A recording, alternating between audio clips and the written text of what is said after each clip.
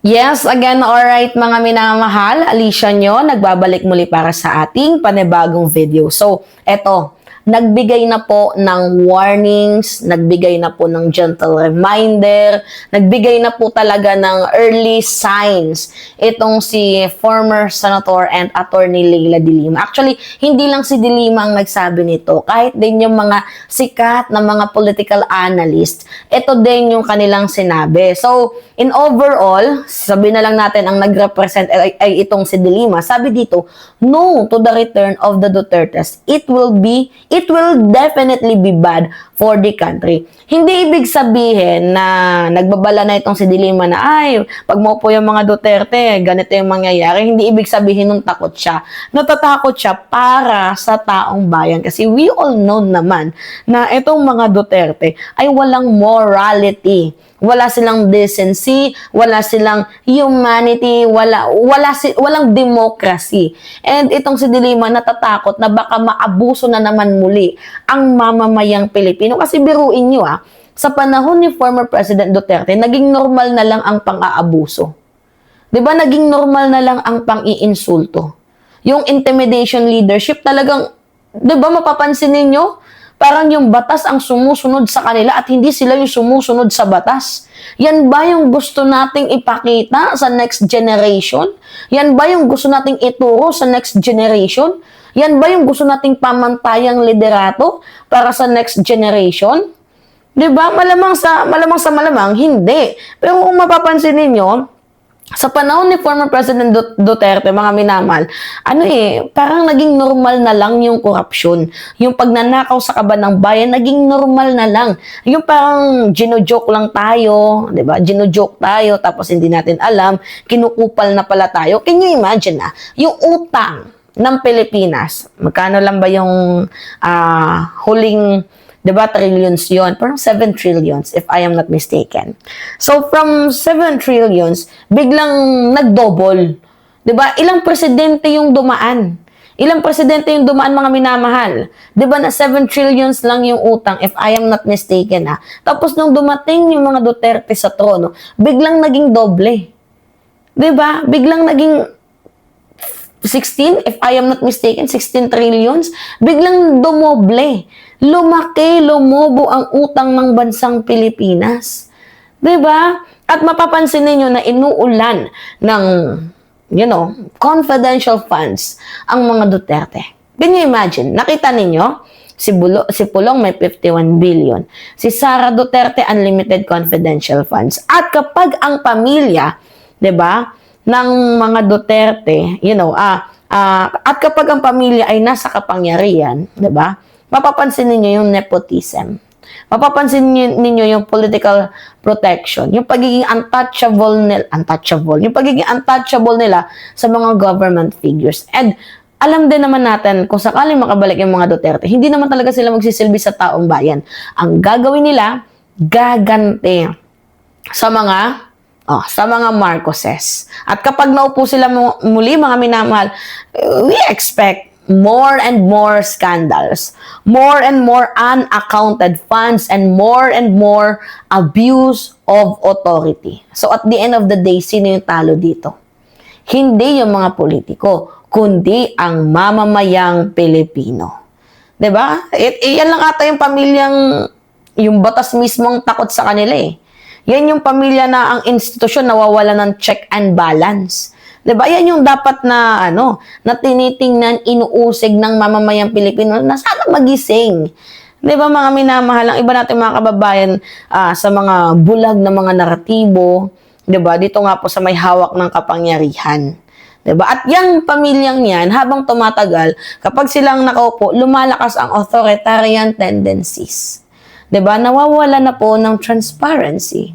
Hindi na din natin pwedeng questionin kasi isa lang ang gusto nilang mangyari, dapat sumunod tayo. Kumbaga, ang demokrasiya pinapatay nila. 'Di ba? Democracy dies not in silence but in arrogance. 'Di ba? So kapag bumalik sila, hindi lang step backward, kundi pagbagsak sa diktadorya ng iilang makapangyarihang tao ang mangyayari. Remember, mga minamahal, Sila yung tipo ng pamilya na merong interpretasyon sa sariling batas. Nasasanay sila sa intimidation politics. And sino ba yung mga taong takot magsalita noon? Halos lahat tayo, di ba?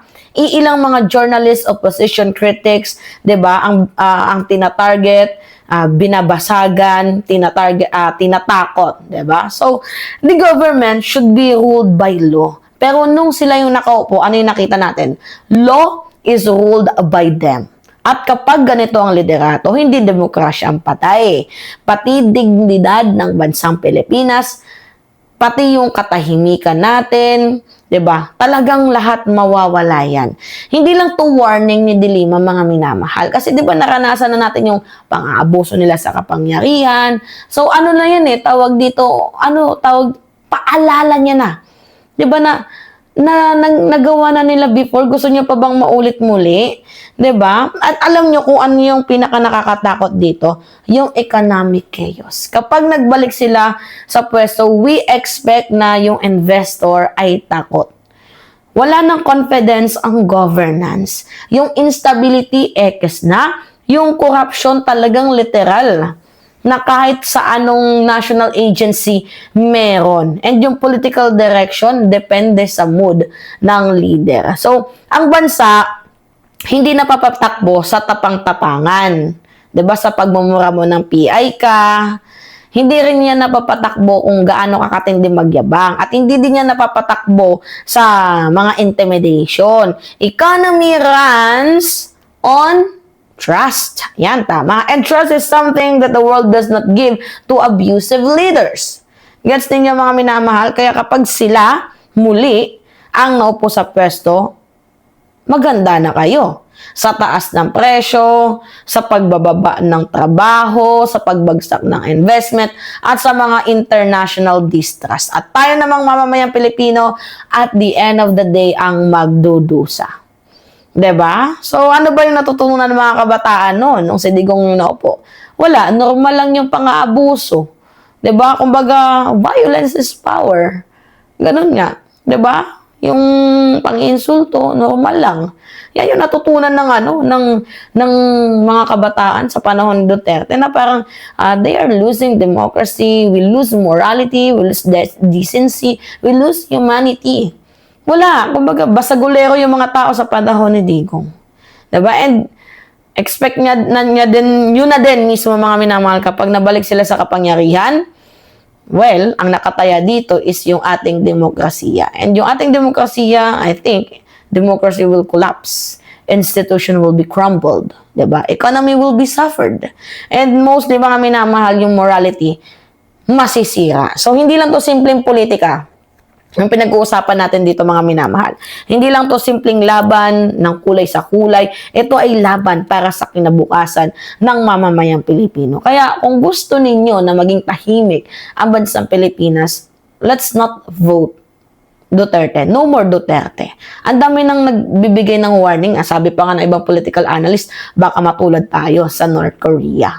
Gusto nyo ba yon, mga minamahal, na tayo, yung batas, kumbaga, yung batas takot sa namumuno. Tapos yung namumuno, lahat ng gusto nilang gawin ay gagawin nila.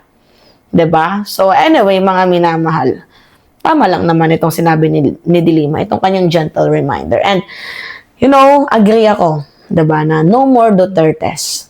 Kaya habang maaga pa, mag-isip-isip ang mamamayang Pilipino, 'di ba? Kung iboboto pa ba nila itong mga Duterte. Alright, mga minamahal.